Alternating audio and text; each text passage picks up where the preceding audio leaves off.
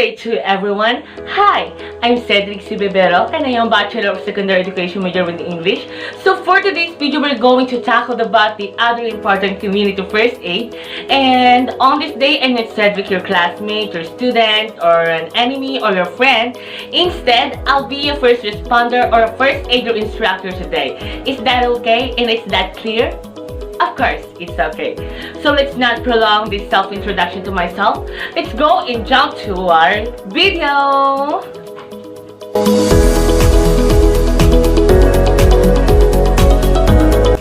Are you ready in case an accident happens unexpectedly? Do you know how to act responsibly when an accident happens?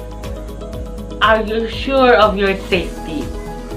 Are you sure of what you will do if it happens? In our modern world, there's a lot of hazardous things that might happen. We don't know where or when. We can't even say that we are safe from any disaster or accident, because even in our home, accidents might happen. Even in our vacation, it might happen because tragedy just happens unexpectedly.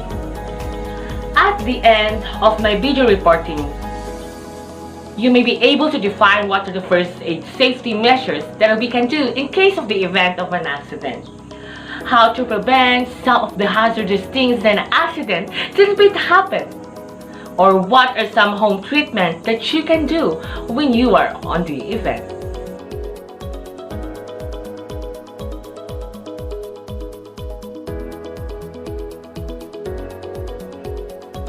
Before we jump to our main discussion, let's talk about first what is an other important community first aid all about. Well, other important community first aid, it is the immediate and temporary care given to a victim of an accident or sudden illness until the service of a physician can be obtained. Proper first aid reduces suffering and makes a physician's task easier when he assumes to take care of a patient. The responsibilities of the first aider stop when the physicians begin.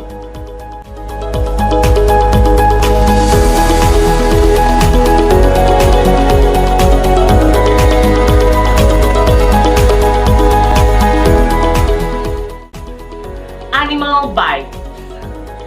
Animal bite infections are serious and can even life-threatening if left untreated. Animal bites that don't break the skin are not a risk for infection. Scrapes or scratches that just scrape the skin surface have a minimal risk of infections. Cut or lacerations have a higher risk of infections. So, what is the most common risk of an animal bite? What do you think? Well, the vast majority of an animal bites are caused by dogs, 85 to 90%, with the remainder caused by cats, 5 to 10%, and rodents, 2 to 3%. Children are bitten more often than adults. The most feared complication of an animal bite is rabies, although skin infection is the most common complication. When bitten by an animal, most people don't know if they need a rabies shot. The main wild animal carriers of rabies are bats, mice, foxes, etc.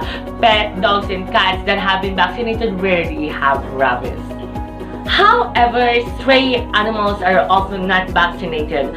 Rabies is quite rare, but it's fatal if not treated. The treatment is no more painful than a typical injection. Bites that break the skin often cause bacterial infection. Cat and human bites are particularly prone to infection.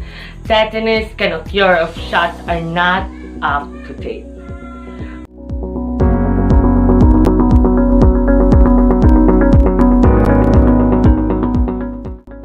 Now that we already know what is an animal bite, let's talk about how to prevent this risky situation. Well, there's a lot of steps on how to prevent this risky situation, but I will tell you the most prevention to this risky situation. Well, all you need to do is to vaccinate all pets against rabies. Do not keep wild animals as pets, for example, a tiger, lion, hippopotamus, etc. Do not disturb animals while they are eating, even if they are your family pets, because they were going to, they will be angry to you because they were having a rest and eating time and you're trying to disturb them. Well, if I were that pet, I will also bite you. Do not play with stray dogs and cats because they don't know you already. And do not touch wild animals or provoke them. Do not handle sick or injured animals because they were sensitive and able to get right from their emotion and pains. They may swallow you instead of biting you, I guess.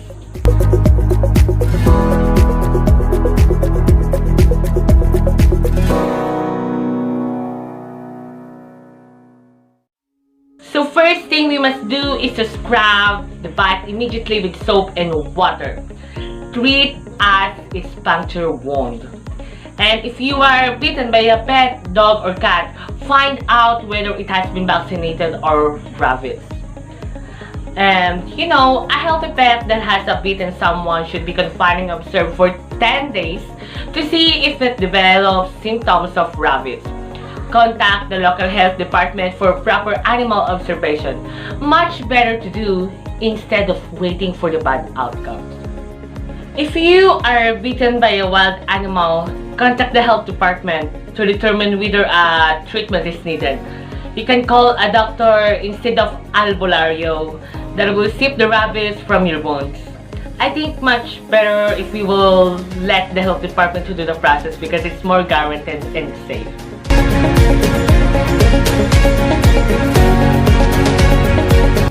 Now let's proceed about the burn. But first, let's define what is burn. Burn is a type of injury to skin or other tissues caused by heat, cold, electricity, chemicals, friction, or radiation like sunburn. Most burns are due to heat from hot liquids called scalding, solids, or fire.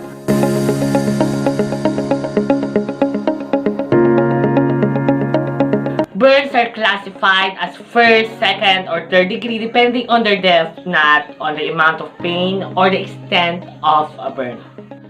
A first degree burn involves only the outer layer of skin. The skin is dry, painful, and sensitive to touch. For example, a mild sunburn. And a second degree burn involves several layers of skin. The skin becomes swollen, puffy, weepy, or blistered. And a third degree burn involves a layer of skin and underlying tissues or organs, and the skin is dry, pale, white, or charred black, swollen, and sometimes it breaks open. Nerves are destroyed or damaged, so there may be a little pain except on the edge where there is a second degree burn.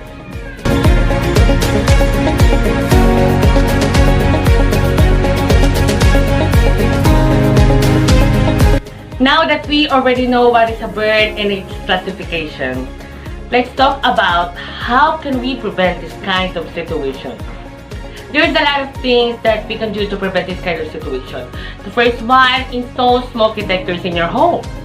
Second one, keep fire extinguisher near the kitchen and have it inspected yearly.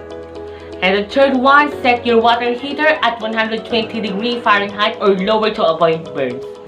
And the fourth one, don't smoke in bed. If your clothing catches fires, do not run as it will fan the flames. Stop, drop, and roll on the ground to smother the flames. Smother the flames with a blanket, rug, or coat. Use a water to douse the fire and cool the skin.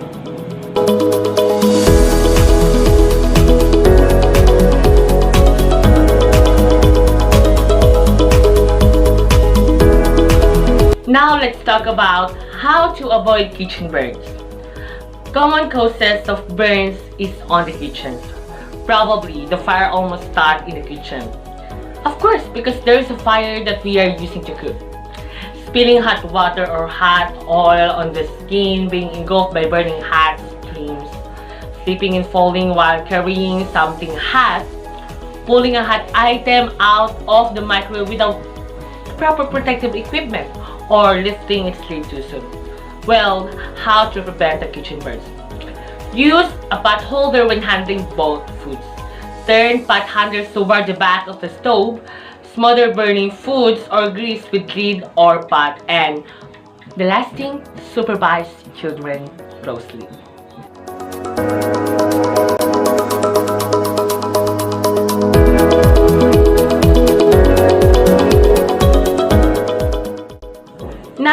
we already know what is burn or how to prevent burn, let's now talk about how can we treat a burn. Well, the first step, we must cold burn. Hold burn skin under cool but not cold water, running water, or immerse in cold water until the pain subsides. Use a compress if running water isn't available. The second one, protect the burns. Cover with sterile, non-adhesive bandage or clean cloth. Do not apply butter, oil, lotions or creams, or a toothpaste, especially if they contain fragrance. Apply a petroleum-based ointment 2 to 3 times a day. And the third one, treat pain. Give over-the-counter pain reliever.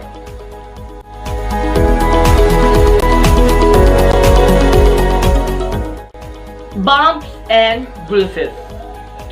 Bumps and bruises are the most common types of injury, and in most cases they require the least amount of first aid. Shocks come from common household items and outlets. Well, what are the bumps and bruises? When the bleeding causes a raised area, the area is called a hematoma. A bruise may have a bump or not in the middle. Bruises are very common in people with bleeding disorders. Although the bruise may seem lumpy and slow to disappear, it is not cause for alarms unless it is very big or on the head. Bumps and bruises are types of damage that occur in the soft tissue under the skin. Well, there is no need to call for medical assistance when a person suffers a cut, scrape, bump, or bruises if the injury is small, less than 1/2 inch around, or there is no bleeding or only slight bleeding, the victim does not feel the numbness or tingling, or the person is not suffering from any paralysis. Cut and scrape first aid. If the injured area has a skin scrape, wash it with mild soap and lukewarm water. Apply antibacterial cream or spray to prevent infection. Cover the wound with a sterile gauze pad and tape or a simple band-aid.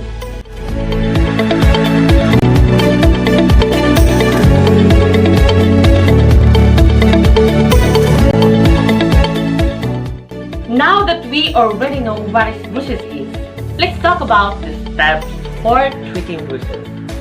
Bruises are types of damage that occur in the soft tissue under the skin, producing ugly black and blue marks due to blood clots. Immediately, apply an ice pack to the bruise to reduce swelling. If possible, elevate the bruise area so that it's higher than the heart to prevent blood pooling in the affected area. Seek prompt medical help if there is any swelling around the bruise. This can signal danger to nerves, muscles, and bones.